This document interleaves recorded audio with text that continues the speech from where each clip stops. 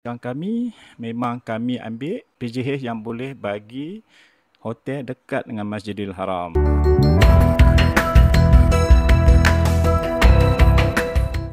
Assalamualaikum warahmatullahi wabarakatuh.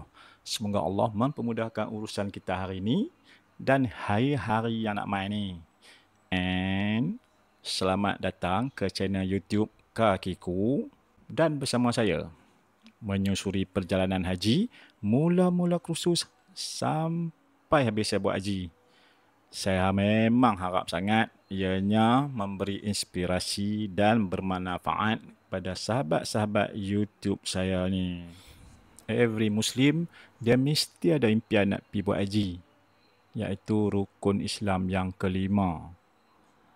Dan dia jadi wajib bila kita dah mampu daripada segi fizikal, mental dan financial. So lah ni kami nak pergi ke ejen yang tabung haji lantik sebagai pengelola Jemaah Haji Malaysia atau singkatannya PJH. Sejak 2-3 tahun kebelakangan ni, setelah kami buat rayuan kat TH Jari tu, kami memang mai ke PJH lah nak buat pilihan-pilihan tu. Cuma rezeki panggilan tu belum ada lah.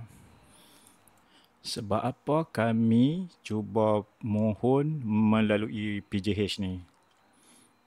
Sebabnya kami tidak ada alasan yang kukuh pun untuk tabung haji menawalkan giliran atau buat panggilan mengerjakan haji dalam masa terdekat ni. Kalau nak ikut kami punya turn 2038 tu, jauh tu. Masa tu asalnya physically pun dah unfit.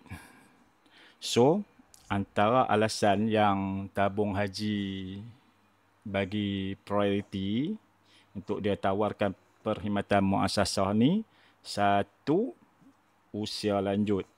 Usia lanjut ni 80 tahun ke atas lah.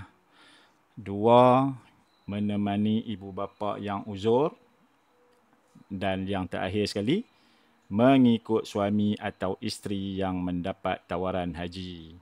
So, sekiranya sahabat-sahabat semua ada alasan-alasan yang saya sebut tadi itu, cerahlah sikit harapan. Tapi, apa-apa pun, Allah yang jemput kita. Alasan tadi itu asbab saja.